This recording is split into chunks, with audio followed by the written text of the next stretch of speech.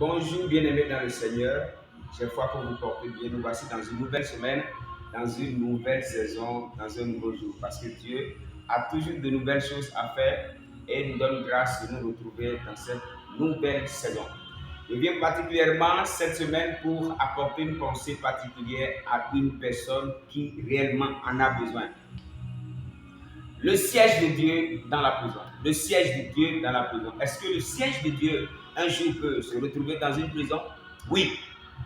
Bien évidemment, ici c'est l'histoire de Paul et Silas qui dans le livre des Actes, son chapitre 16, à partir du verset 25, nous remarquons une histoire belle, une histoire formidable. C'est bien sûr l'histoire de Paul et Silas qui, étant en prison, au milieu de la nuit, ont commencé à élever l'Éternel. Ils ont commencé à le louer. Et la parole de Dieu nous dit que les portes de la prison se sont ébranlées. Les portes de la prison se sont ébranlées. Et les chaînes qui les gardaient s'étaient brisées. Juste pour vous dire, ici, au milieu de la nuit, Paul et Silas ont compris une chose. Au milieu de la nuit, Paul et Silas ont commencé à faire ce que plusieurs enfants de Dieu ne font pas. Paul et Silas ont commencé à élever le nom de l'Éternel. C'est ainsi que s'est accompli le psaume, le numéro 22, le verset 3 qui dit que Dieu siège au milieu de la louange de son peuple. Alors dans cette prison, Paul et Silas ont créé le siège de Dieu. Waouh! Dieu a trouvé son siège dans la prison. Et puisqu'il avait trouvé son siège dans la prison, Dieu voulait tout faire et descendre sur son siège. Et comme le trône de Dieu ne peut pas rester vide, Dieu s'empressait de vivre sur son siège. Dieu voulait vraiment siéger dans cette prison parce qu'il a trouvé la louange qui est le siège de Dieu. C'est ainsi que la prison et les portes, les chaînes ne pouvaient pas supporter la pression de la présence de l'Éternel. C'est là que s'accomplit le psaume 24, le verset 7 qui dit « Portes, élevez vos linteaux, portes éternelles, élevez vos linteaux, afin que le roi de gloire fasse son entrée. » Alors, dans cette prison, le roi de gloire a fait son entrée. Parce que dans la prison, Paul et Silas ont établi le trône de Dieu. Ils ont établi dans cette prison le siège de Dieu. Et puisque Dieu ne peut pas laisser son siège vide, Dieu s'empressait de régner dans cette prison, de s'imposer à la situation que vivaient Paul et Silas dans cette prison. Généralement, nous, enfants de Dieu, lorsque nous nous retrouvons dans des situations compliquées, nous ne connaissons pas ce mystère, nous ne connaissons pas cette clé.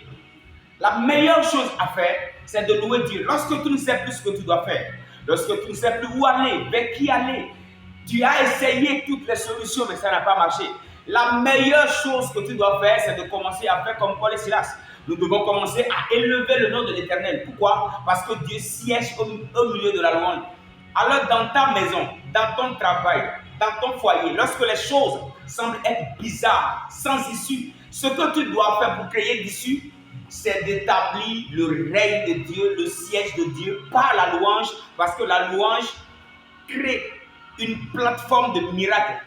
Et l'Éternel est obligé de descendre, de siéger, et ainsi les portes sont obligés de céder et de laisser la porte ouverte à l'Éternel. Les linteaux, les portes éternelles, ça veut dire les portes qui étaient là il y a longtemps, les portes éternelles, les portes qui ont même fait 20 ans, peuvent être déplacées cette semaine, les portes qui ont fait 10 ans, les portes qui ont fait 5 ans, les portes qui ont fait 3 ans. Les situations qui sont restées inchangées pendant des années, il suffit juste que tu crée l'atmosphère de miracle, que tu trouves le siège de l'Éternel qui est la louange dans la situation. Ainsi, les portes élèveront le linteau et le roi de gloire va entrer dans la situation. Il va entrer dans ton travail, il va entrer dans ton foyer. La meilleure chose à faire lorsque nous sommes enclavés, lorsque nous n'avons pas de solution, c'est d'établir le règne de Dieu. C'est pourquoi la parole de Dieu nous dit, rendez grâce à Dieu en tout temps. Autrement dit, lorsque nous rendons grâce à Dieu, nous faisons monter vers Dieu des actions de grâce. Et si les actions de grâce montent vers Dieu, du trône de Dieu coulent maintenant les sujets de grâce. Les grâces maintenant descendent du trône de Dieu. Alors, c'est les actions de grâce que nous montons vers Dieu qui nous qualifient pour des grâces qui doivent quitter le trône pour descendre en notre faveur. Si les louanges ne montent pas vers le trône de Dieu, les sujets de louanges ne descendent pas du trône de Dieu. La meilleure chose à faire cette semaine, si tu es dans une situation compliquée, fais monter les actions de grâce et Dieu te fera grâce. Fais monter la louange et les sujets de louange viendront. Je prie pour toi cette semaine que la prison qui t'a gardé jusqu'à présent cède au nom de Jésus. Je prie pour toi dans le nom de Jésus que la prison cède, que les difficultés cèdent, que la pression spirituelle que tu subis depuis des années, depuis des mois, des semaines, des jours. Je prie cette semaine dans le nom précieux de Jésus que ces prisons cèdent au nom de Jésus, afin que le roi de gloire fasse son entrée dans ta situation. Je proclame sur toi ta semaine, elle est une semaine de miracles. Le Dieu de Paul et Silas n'a pas changé et il est ton Dieu. Et cette semaine, tu vas témoigner parce que Jésus n'a pas changé. Shalom à toi, sois richement béni. C'était ton serviteur, le pasteur Blaise, de la part de l'Éternel pour te servir. Amen.